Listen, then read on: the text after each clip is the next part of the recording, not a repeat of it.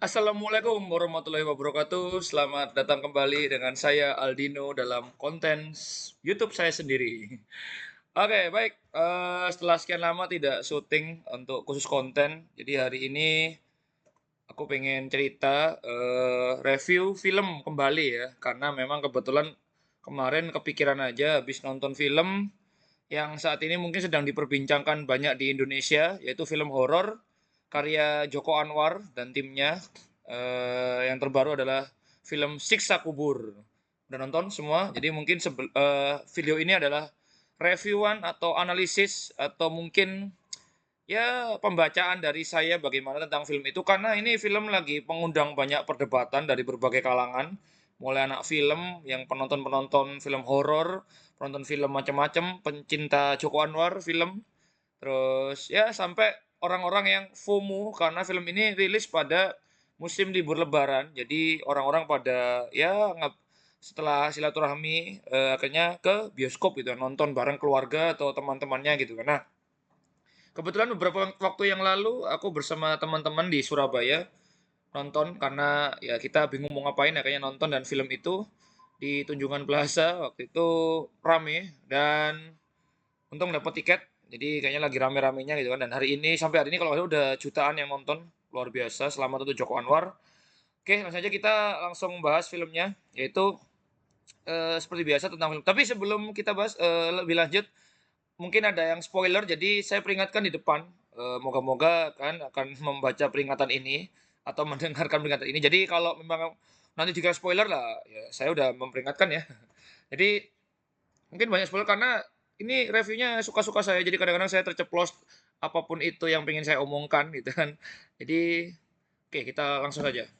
Baik, eh dari sisi cerita, aku suka dari setengah bagian awal, yang mana film ini bener-bener pakai logika ya. Maksudnya logika bermain filmnya masuk gitu loh.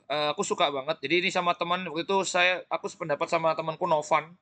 Halo Novan, kalau nonton. Nah, Novan, jadi dari si tokoh utama, karakter utama yaitu Adil dan Sita, ini yang tiba-tiba kehilangan kedua orang tuanya di saat lagi hangat-hangatnya di keluarganya, tiba-tiba ada bom bunuh diri, nggak sengaja jadi korban kedua orang tuanya, terus akhirnya Sita mencari tahu secara pasti apa sih yang menyebabkan orang itu melakukan bom bunuh diri. Apakah doktrin agama, apakah karena ya macam-macam lah. Akhirnya Sita mencoba membuktikan ini udah ilmiah banget nih. Jadi bener-bener aku sangat suka ya. Jadi Sita akhirnya bertahun-tahun dia berusaha untuk mengumpulkan bukti-bukti, mencari cara bahkan untuk membuktikan bahwa apa yang dianut oleh orang yang bunuh diri lewat bom tadi itu menjadi iya apa enggak gitu loh. Karena orang yang bom bunuh diri ini kan katanya ngaku dia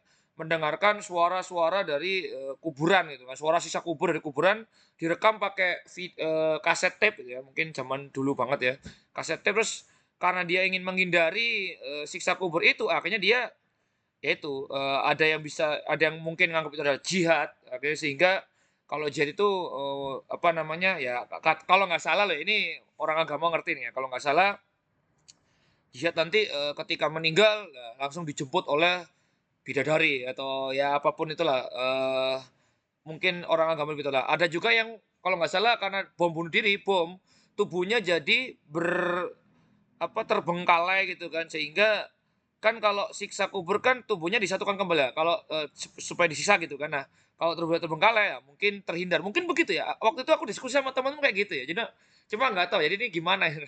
Nah, akhirnya si Sita ini nggak terima bahwa, "Loh, kalau kamu itu ingin membuktikan siksa kubur atau ingin menghindari siksa-siksa kubur dengan cara ngebom, tolong jangan bawa-bawa orang tua saya lah." Itu Sita itu berpikiran begitu gitu kan, sehingga dia mencari tahu lewat sisi agama ketika dia di pondok, langsung tuh ketika ustazahnya langsung memberikan ceramah dengan materi siksa kubur, dia langsung istilahnya kayak masuk ke topik itu dengan membawa narasi lain gitu. Bagaimana jika siksa kubur itu bla bla bla dan sebagainya, sampai dia beranjak dewasa gitu kan. Sehingga ya, alur ini akan masuk akal gitu, menurutku kayak sains gitu kan ya. Cuma, lah berubah ketika, setelah kejadian penentu, yaitu ketika Sita memasuki ke liang lahat Pak Wahyu atau kepala pondok yang bermasalah atau problematik itu gitu kan. Nah, ketika Sita setelah masuk ke kuburannya itu, dia keluar, lalu tidak terjadi apa-apa dan akhirnya alur berubah di situ. Tiba-tiba jadi panti jompo, kehidupan di panti jompo gitu kan. Sehingga akan terjadilah problematik lagi yang akhirnya berubah. Jadi yang tadinya logis ini jadi kayak apa ya?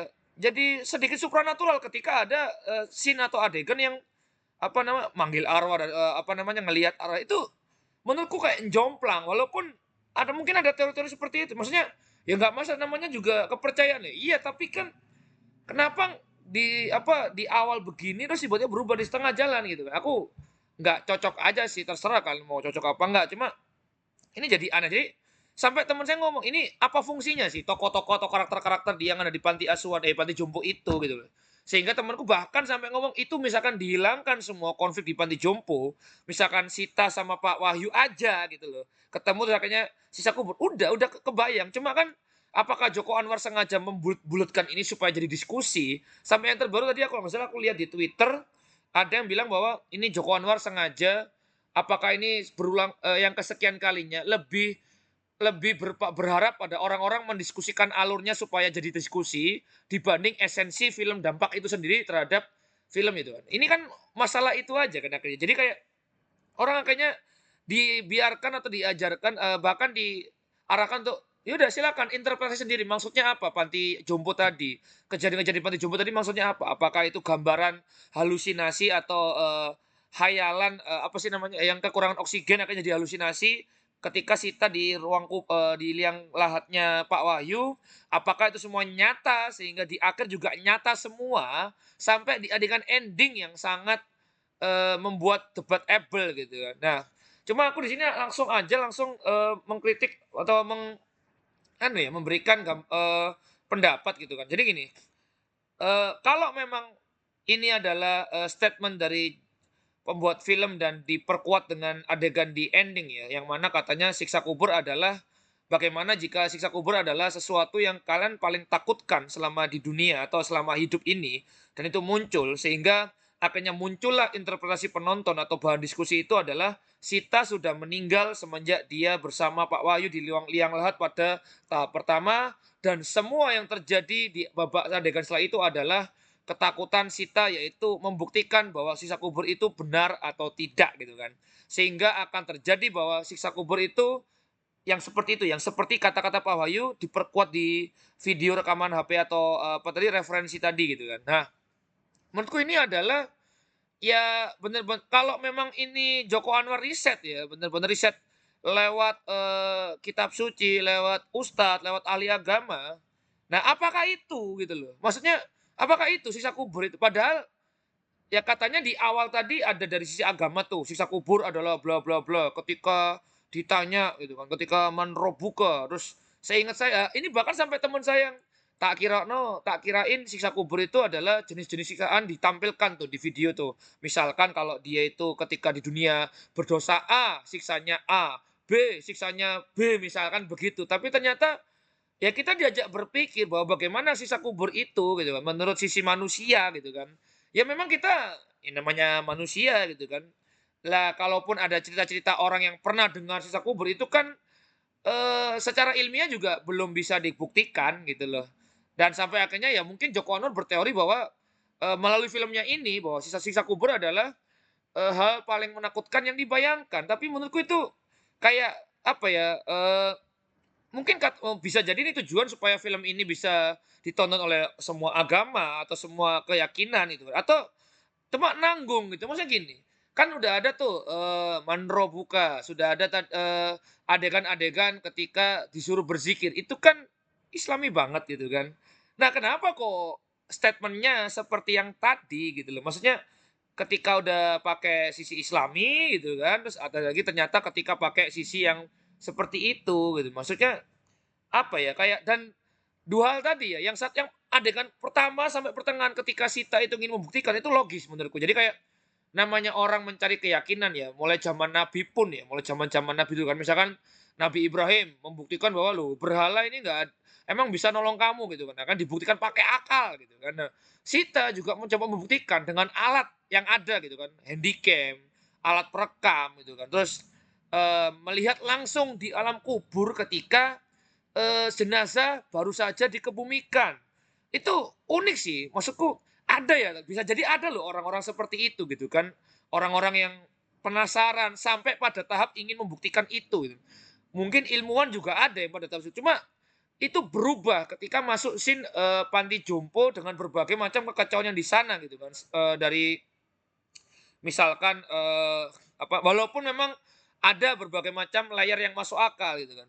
Malah aku kira awalnya gini, semua yang ada di panti jompo itu mungkin punya kesalahan, punya dosa dan akhirnya semuanya kena siksa kubur. Ya seperti tadi bayanganku misalkan siksa kuburnya pezina, siksa kuburnya, orang yang suka mencuri dan sebagainya itu A, atau orang yang suka apa itu apa gitu. Ternyata, lah itu dibuyarkan di ending yang mana ya ujung-ujungnya ya ini tentang Sita dan Adil gitu loh. Lah terus apa fungsi karakter-karakter tadi kecuali Pak Wahyu yang memang utama gitu kan. Belum lagi masalah Ismail gitu. Ismail itu nyata atau tidak, itu cuma hayalannya Sita ketika oksigen habis di terowongan atau tidak. Itu, korban terus yang gentayangan atau nah ini kan berbagai macam subplot atau berbagai macam elemen-elemen dimasukkan. Memang diramu, memang awalnya memang bagus, tapi lama-lama kok menurutku ya, jadi kayak gelambiar ya, orang Jawa ngomongnya, "Yo kok malah kemana mana." Lah bagusnya tadi tuh mending fokus ke Sita Adil, terus ya itu tadi udah, membuktikan itu tuh sampai ending, ya atau mungkin itu bisa jadi mungkin Joko Anwar bilang, "Ah bosen yang kayak gini." Sehingga ini dibilang bagus oleh banyak orang karena nggak biasa filmnya. Tapi menurutku ya penting untuk menjaga ritme dari, eee, kalau memang ini filmnya dibuat gelambiar tadi, ya ditunjukkan dong, di apa istilah dikonklusi juga dong semuanya yang tadi dikasih screening time atau dikasih porsi yang banyak tadi. Misalkan teman Sita di apa namanya, di panti jompo, misalkan Bapak A, Bapak B, siapa aja itu yang itu, diperdalam lagi. Tapi kalau diperdalam lagi ya ini jadi film yang 2 jam lebih, 3 jam, dan memang lebih gelambiar lagi. Cuma, ya tadi memang ada bagian-bagian pentingnya. Misalkan ternyata ada sosok yang, "Anakku masuk TV, kamu mau nggak nanti masuk TV?" Oke, masih berhubungan dengan Sita gitu kan. Terus aku bertanya pada temanku yang, "Loh Adil ini kok dihantui, kok bisa dia itu dibunuh sama hantu?" Misalnya, "Kok bisa dia itu dibunuh sama jenazah yang hidup kembali?" Lah ini kan belum tergambarkan, walaupun di akhir, Adil matanya, kena satu ini, katanya itu dipatok ular, Adil udah meninggal dipatok ular, tapi nggak diperlihatkan kapan dipatok, sehingga orang-orang bertanya-tanya, sengaja Joko Anwar begini, cuma dianggap bagus ya, cuma kalau saya nganggapnya ya, apa sih maksudnya, "Loh ini apa? Kok tiba-tiba begini?" Gitu kan. Terus scene lari-lari dan sebagainya, dan sampai bahwa ketika ini adalah sesuai dengan, statement dari bahwa, ya siksa kubur itu adalah apa yang hal yang kamu ketakutkan di dunia ini gitu kan. Akhirnya teman-teman bercanda itu, "Aku takut Nicholas Saputra, berarti nanti sisa kuburnya ketemu Nicholas Saputra," gitu kan. "Aku takut, punya uang banyak, sisa kuburnya adalah punya uang yang banyak gitu." Ini maksudnya ini ketika setelah nonton film gitu kan. Jadi apakah, Joko Anwar ini pakai riset gitu? Maksudnya risetnya, apakah itu dituangkan di film sepenuhnya atau dicampur dengan, misalkan seperti psikologi, jadi main filsafat gitu, mempertanyakan itu tadi gitu. Cuma, apa ya, jadi menurutku kayak nggelambiar di pertengahan sampai akhir sehingga aku menjadi kurang feel-ku. Jadi andai kata itu misalkan, dia fokus kepada orang tua sampai akhirnya sisa kubur, ya mungkin aku lebih klik lah, lebih oke lah dengan film. Cuma ketika nggelambir itu, jadi kemana mana sehingga ya mohon maaf, jadi tidak terlalu apa ya, ya memang menjadi debatable dan diskusi di Twitter, di X itu banyak tuh diskusi-diskusi, banyak yang memberikan pendapat. Tapi ya ini tadi pendapatku, jadi, risetnya tentang apa namanya, siksa kubur tadi, ketika memang dijadikan statement film, ya cuma itu harus diperkuat dengan berbagai adegan itu. Cuma menurutku gambiar di alur di pertengahan tadi dan ya apakah ya begitu gitu loh. Kalau kalau kamu cuma kalau sebagai pembuat film itu mempertanyakan,